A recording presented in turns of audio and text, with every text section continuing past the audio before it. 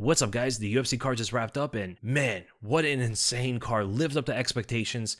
So many good fights, so many good performances. So my picks for this card, 11 out of 13 fights I got correct, including the main event. So I didn't get the Paddy Pimblett and Michael Chandler fight, as well as Dan Ige versus Sean Woodson. So 11 fights correct, and there were only 2 underdogs on the card that won. One of them I picked with Dominick Reyes, the other one was Dan Ige. Volkanovski, proving he's the best, or one of the best in the world. I mean, it's still Ilya. He's not at featherweight anymore, so I guess, yeah, Volk is the best at featherweight now, and I think he's the greatest of all time. I think he surpassed Jose Aldo. As a Jose Aldo fan, man, you have to give credit where it's due. It's amazing for someone like Volk, after 2 knockout losses like that, to come back in great form and defeat someone as dangerous as Diego Lopes the way he did. I mean, he got rocked, dropped in the fight, took some big punches. He had most of the moments on his side, right? He won like 23 minutes of that fight. But the other 2 minutes from Diego Lopes was enough for him to win rounds, or at least one round. I thought it was 49-46 for Volkanovski, but one of them scored at 48-47, I think because of the knockdown in the second round. That gave it to Lopes in their opinion, but Volk was jabbing and moving around the octagon. Exchange with some big punches. I mean, he landed shots on Diego Lopes that would knock out anybody. He was literally punching through his jaw, and Lopes just eats the punch like it was nothing. Bro started flexing on him in the 5th round, tell him to exchange with him, and it's like, so he couldn't see out of his left eye because of the jab and uppercut from Diego Lopes. He was talking about how he couldn't see in the corner, so he came out in the 5th round fighting that way. And this is after as well, where he landed his biggest punches on this guy, and he was not going away. Volk already knew from there he could not knock out Lopes. He needed to win the fight. If he just threw down with Lopes in the 5th round there, instead of just sticking and moving with the jab and low kicks like he did, he probably would have gotten knocked out, because that's playing into the fire of Diego Lopes' game. Volk fought that fight so well. I mean, he was beating the longer and taller guy with his own reach at long range, and Diego Lopes was not cutting off the cage that much. He didn't use a whole lot of feints and jabs effectively. He came out there as a power puncher, and it just wasn't enough to beat someone like Volk. You need more than punching power to beat Volk, right? Lopes hits harder than most of them, and he lost 4 of those rounds on 2 of those scorecards. So, as I said in the breakdown leading into the fight, Diego Lopes is not some technical striker. I think he's much more skilled on the ground, but in the striking, he just has that crazy punching power and an iron chin, as well as an ability to go 5 rounds at that pace. Volk was obviously the much better fighter, much more technical fighter. He won the vast majority of the fight. That second round was so one-sided until the knockdown from Lopes. The first round was one-sided, 3rd round was one-sided, 4th round was Lopes's, 5th round was easily Volk's. Like, Lopes didn't do anything in that 5th round. He just tried to trade punches with him and stuff. Like, Volkanovski is one of the best fighters I've ever seen. Now, it's not to say that he's better than ever, because I don't think he is. I wouldn't say he's in his prime. I would say it's a very good version of Volk at the very least, right? Close enough to his prime to still be the best fighter in that division. And he added some new techniques and stuff like that. He wrestled as well. Very good clinches, landing punches against the fence and stuff like that. Like, Volk had an amazing performance. Those are the kind of performances that I want to see from the best fighters in the world. And as for their next fight, so obviously Volkanovski is going to have to fight Evloev. He's the next #1 contender. And as for Diego Lopes, I mean, it's perfect. It was almost destined. Diego Lopes versus Yair Rodriguez is the fight to make. That's going to be an insanely good fight. And then we go to the co-main event. Paddy Pimblett TKO's Michael Chandler in the 3rd round. I forgot the fight was 5 rounds. I didn't even think like it needed to be going into it. At the time of their fight, like, they weren't top-ranked fighters, you know? So I didn't think it needed to be 5 rounds, and it turned out it did it. Paddy Pimblett is really good. I underestimated Paddy. He's a lot better than I thought he is, and he's ready now for the elite at lightweight. His striking is still not the greatest. He still leaves his chin up in the air. His punches flail out sometimes, but he's huge for the weight class. Absolutely enormous. I mean, to make Michael Chandler look small is kind of crazy. You know, Michael Chandler cuts a lot of weight, but he's able to get Chandler's back. He took him to the ground, full mounted, raining down elbows. I mean, some of the most devastating downward elbows we've ever seen. Him and Yair Rodriguez both, right? They were landing those shots on their former Bellator opponents. And what was that with Michael Chandler shooting takedowns? He was wrestling a lot in that fight. He did tell his corner that he didn't know how to get close to Paddy, so I guess that's the reason he started wrestling. But there was a moment in the fight where he tried to get Paddy's back, was way too high. Paddy reversed him, got on top, and it's just like, dude, why are you wrestling so much with this guy? But Paddy did land the knee to the face, cut up Chandler badly, and just a great performance from Paddy Pimblett. And I think the next fight for him, so he called out Charles Oliveira. He said he would also like to fight Dustin Poirier or Justin Gaethje. So lightweight is such a mess. I don't know who Paddy's going to get next. I mean, it depends who Islam's going to fight. I think Islam wants to wait for the welterweight title. And then it depends who Ilya fights and all these guys, man. I mean, these guys can all fight each other. Justin Gaethje would be an interesting fight for Paddy Pimblett. I mean, he definitely has a huge grappling advantage, but it looks like he really wants to fight Charles. I guess they could do that fight as well. And then as for Michael Chandler, So Chandler might be on the lower end of the top 10, if not in the top 15. I think a fight between him and Grant Dawson or Renato Moicano would be good. And then we go to Yair Rodriguez versus Patricio Pitbull. I mean, Yair just put on a performance against this guy. Pitbull was standing at distance like the whole time. Is exactly what I was talking about. Pitbull just doesn't move that much. And against a kicker who's much longer and taller than him, it was just a nightmare matchup. I think Yair is a tougher matchup for Pitbull than some of the other top-ranked featherweights. Landed a good kick to the head, dropped him with the 1-2. Yair got hit pretty good with some punches, but he dropped Pitbull with the 1-2 and then rained down elbows. Yair doesn't usually drop fighters with punches. It's usually with kicks, right? This is one of the few times he actually hurt the other fighter with a good punch. And just a great performance altogether from Yair Rodriguez, man. And of course, the next fight for him is Diego Lopes. As for Patricio Pitbull, maybe he could fight Bryce Mitchell or he could fight Josh Emmett. That'd be a good one. Josh Emmett versus Pitbull would be insane.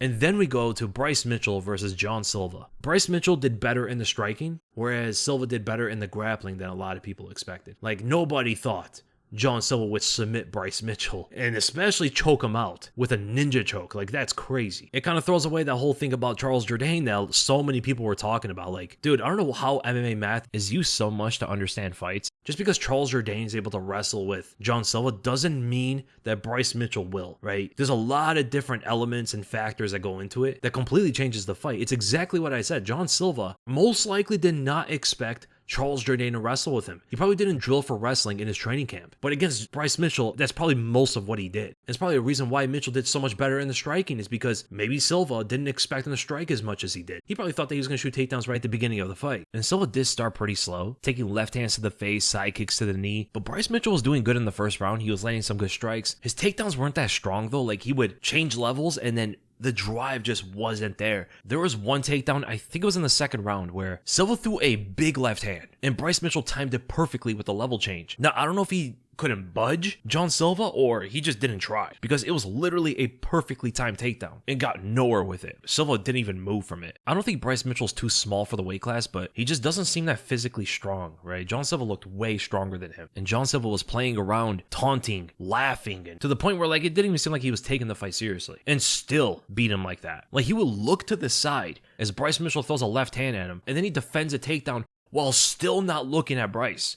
He's like looking off to the side. He starts pointing at someone in the audience and stuff, and that led to the spinning heel kick. It wasn't as looping. It was a lot straighter than a traditional wheel kick. And Bryce thought that it was going to go to the body, so he did drop both of his arms. The kick went above him and landed. And also the way he knocked down Bryce Mitchell was very similar to how he knocked down Melsik Baghdasaryan. So he led with the looping left hook, stepped on the outside of Bryce Mitchell's lead foot, lined up the right straight, as Bryce Mitchell was throwing his counter right hook. Melsik was in the same stance, but the sequence is very similar. And it just goes to show that John Silva is a well-rounded finisher, not just a striker. He could finish you on the ground. I mean, submitting Bryce Mitchell is a notable win because Bryce Mitchell is a very good grappler. Now, he's not the best wrestler. It's like I said, you know, he has decent takedowns. That one takedown against Ilia Topuria has overrated Bryce's wrestling. People are literally saying that Bryce Mitchell's some insane wrestler because he took Ilia Topuria to the ground once.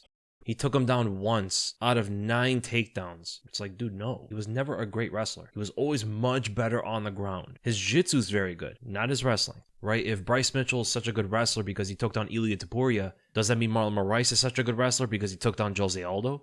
No, nobody would ever say that. Now, we don't know if John Silva's takedown defense is that insane. Like, Bryce Mitchell's wrestling is still good, but Silva's takedown defense is on a different level. I don't know. But yeah, good win for John Silva. I think he might be top 5 caliber, maybe. We still have to see him fight someone at that level because Bryce Mitchell, although a good fighter, he's not on the level of, like, Diego Lopes or Alexander Volkanovski, Arnold Allen, or any of those guys. And I think the next fight for him should be either Brian Ortega or Arnold Allen. And as for Bryce Mitchell, maybe him versus Kelvin Kattar, but he definitely needs a win. And I think he could beat Kelvin Kattar. And then we go to Dominick Reyes' resurgence, knocking out Nikita Krylov with one punch in the first round, a la Conor McGregor versus Jose Aldo. Left hand on the back foot, as his opponent is rushing forward with punches, knocks his opponent out with one punch. That's a top 10 fighter.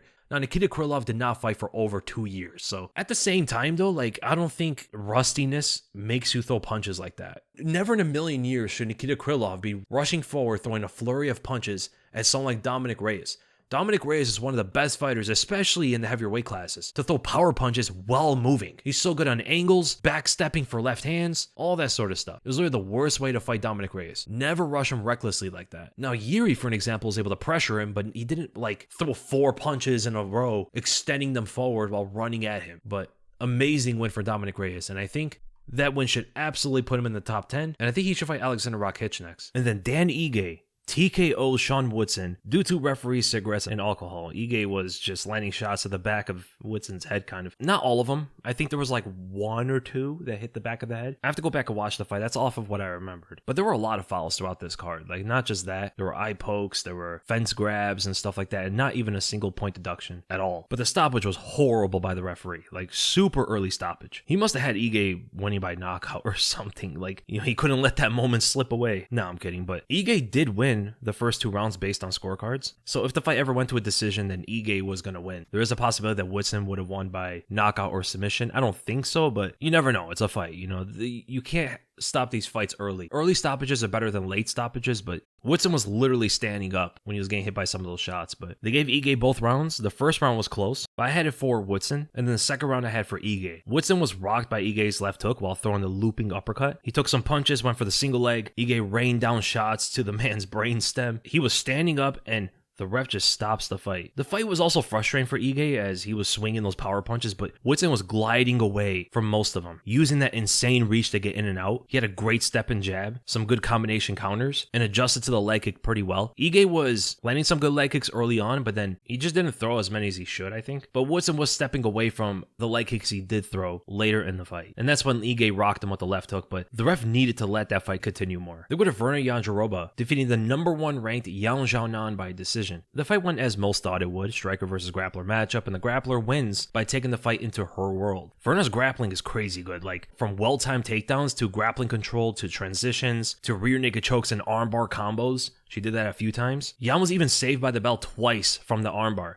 in the first round and in the third round. In the first, though, Verna was working effectively to extend that armbar. It's possible Yan could have broke the grip because she was pushing with her foot, but it looked like Verna was on her way to secure the submission. Imagine there was like, you know in basketball they have like that shot clock thing? Like when the timer goes off, if the player still shoots, it could still be scored, right? Imagine they do something similar like that with MMA, with a submission. So Verna has the armbar, the round ends, but they don't get saved by the bell. Like they have to get out of the armbar first. Imagine there was that. That'd be really interesting. That would give an incentive to fighters to go for the finish at the end of the round. But Verna had a good takedown, got the back take, punches, elbows, and caused the hematoma on Yan. She was grip switching and even had her fingers all over Yan's face to get the choke. Then comboing into an armbar. Credit to Yan for defending. But when she finally escaped, why would she follow Verna to the ground again? She was standing over Verna and started throwing punches and then followed her into the ground. It's like, dude, you just defended the submission and you're going back in there? Very brave woman. She was fighting off the submission so much, got to her feet, and refused to bring the fight into her world.